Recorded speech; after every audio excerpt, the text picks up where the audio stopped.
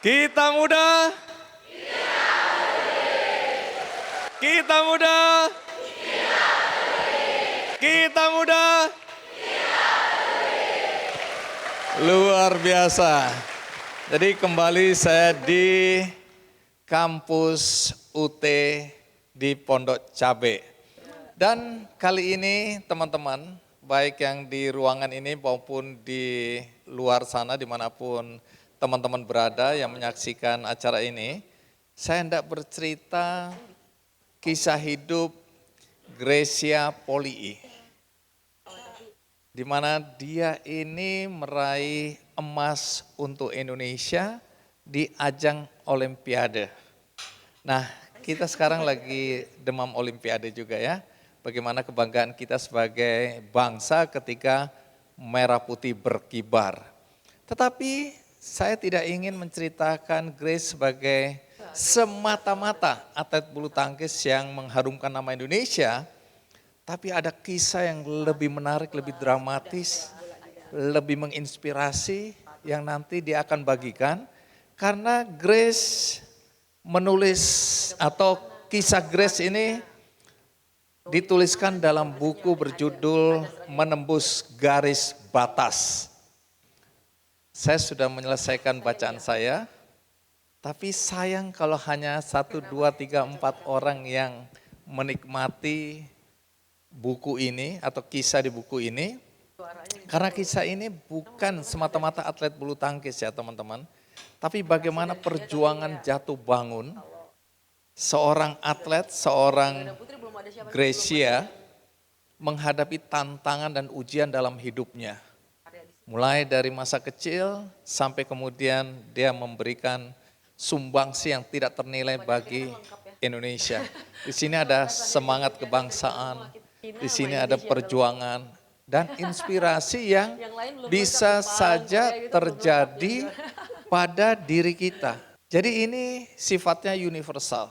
Nanti kita akan belajar mendengarkan bagaimana Gracia berjuang untuk bisa mewujudkan mimpinya sebagai atlet bulu tangkis yang memberikan sumbangan untuk negeri tercinta. Bagaimana kisahnya? Mari kita sambut dengan sangat meriah Gracia Polii. Halo. Silakan disapa teman-teman ini. Halo semua teman-teman, adik-adik. Aduh, saya senang banget hari ini ada di sini. Kebetulan saya kemarin baru pulang dari Paris Olimpiade. Baru ditutup ya kemarin Olimpiade Parisnya. Bukan sebagai seorang atlet, tapi sebagai seorang supporter. Supporter yang cukup dekat dengan para atletnya. Tapi dengan tugas yang bukan saja mewakili Indonesia, tapi tugas internasional ya? Iya. Oke. Sebagai orang Indonesia kita harus bisa multifungsi gak sih? Harus bisa. Multifungsi. Harus mewakili dunia, mewakili Indonesia, mewakili atletnya dan sebagainya. Baik, Grace senang sekali ya. Silakan duduk Grace. Terima kasih. Tapi tunggu, sebelum kita mulai biar semangat. Kalau Indonesia itu kan selalu gimana? Siapa kita? Indonesia. Oke, gitu. boleh. Jadi Iya, boleh iya. ya, karena Boleh dong. ini kita jiwa atletnya biar keluar gitu. Walaupun kita ngomongnya bukan tentang atlet ya Bang ya. Bukan tapi tentang proses perjalanan, tapi kalau di atlet tuh supaya kita semangat, kita selalu akan ada yel-yelnya. Gimana yelnya? Siapa kita? Jawabannya? Indonesia. Siapa kita? Indonesia. Siapa kita? Indonesia. Oke, tepuk tangan buat semuanya. Baik, kita adalah Indonesia ya. Iya. Nah ini kan semua mata kemarin ya tertuju pada Olimpiade di Paris ya. Betul Bang. Nah tapi Grace kan dikenal dan menjadi kebanggaan kita bangsa Indonesia ketika berhasil meraih emas untuk cabang bulu tangkis tentu di Olimpiade Tokyo. Ya. Tahun berapa itu? Itu tahun 2020, judulnya Olimpiade Tokyo 2020, tapi diselenggarakan di tahun 2021 karena kita semua di sini melewati yang namanya pandemi ya Bang. Jadi semua yang event di tahun 2020 itu di cancel dan harus dipindahkan 2021. puji Tuhan alhamdulillah itu jadi Bang. Karena waktu itu sempat hampir katanya Olimpiade Tokyo 2020 itu mau ditiadakan. Tapi akhirnya terjadi dan kita bisa dapat emas dan Indonesia bisa berprestasi pada saat itu Bang. Hidup Indonesia. Pada saat Gracia berpartner dengan siapa waktu itu? Dengan Apriani Rahayu. Dengan Apriani meraih emas. Grace umurnya berapa? Saya umurnya waktu itu umur 33 tahun, mau menuju 34.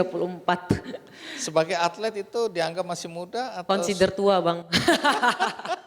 Karena atlet itu yang mungkin yang baru juara kemarin ya, angkat besi, dia umur 21 tahun. Apriani waktu juara Olimpiade umur 23 tahun.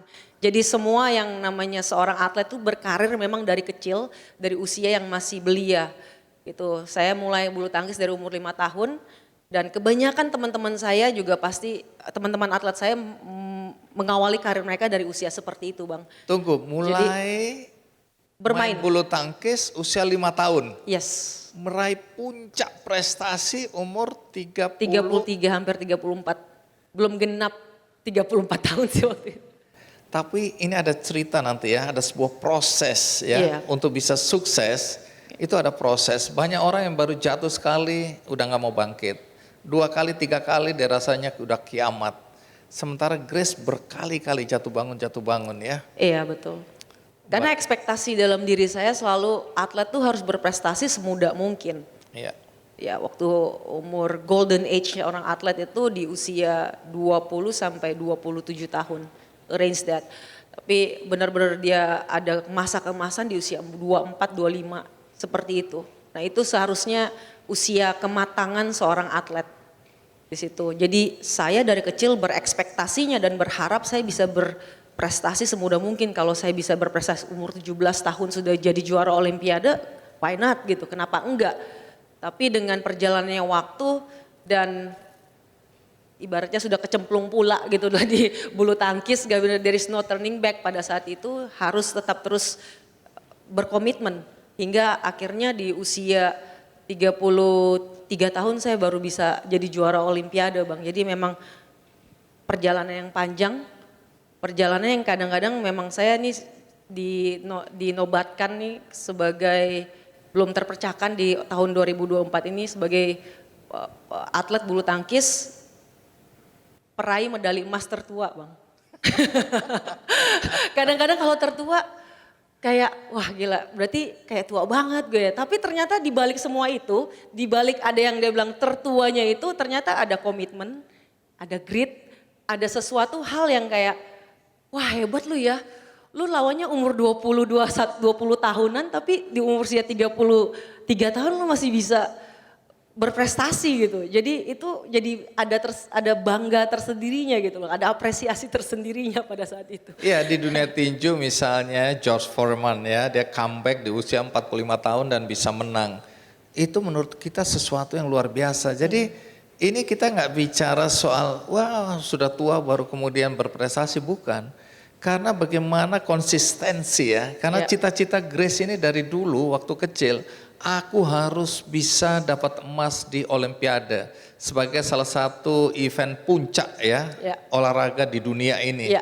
Dan mimpi itu terjaga dengan baik walaupun jatuh-jatuh, bahkan ada satu momen di mana Grace hampir saja udah bilang it's done ya, selesai sudah, aku nggak akan lagi bermain bulu tangkis karena ada satu peristiwa yang disebut kartu hitam. Nanti cerita ya. Iya boleh. Grace, aku udah baca buku ini ya, nggak bisa berhenti.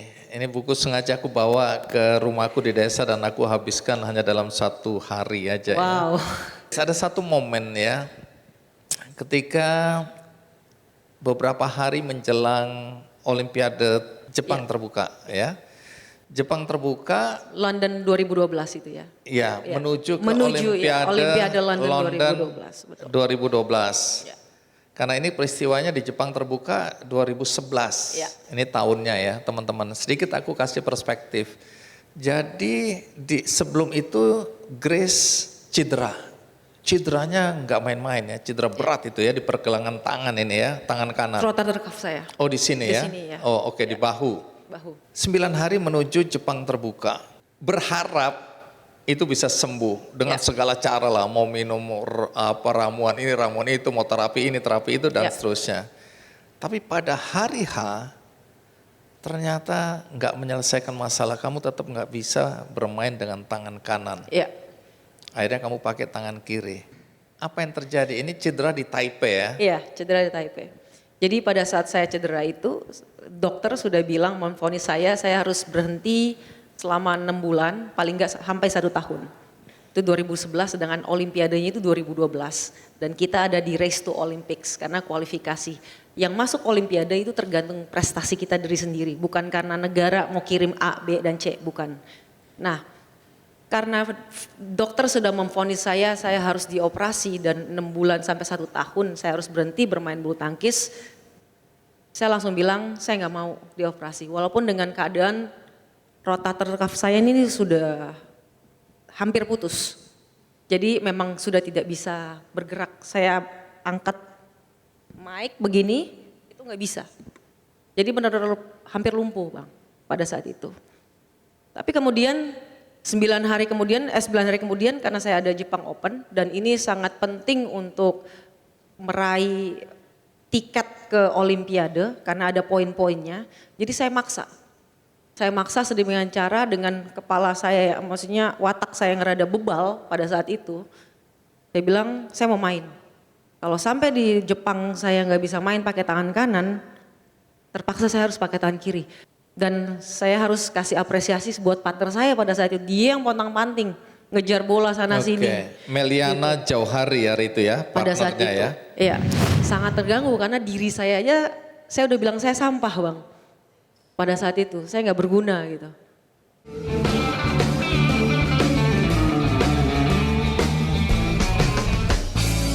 Jelajahi cara baru mendapatkan informasi. Download Metro TV Extend sekarang.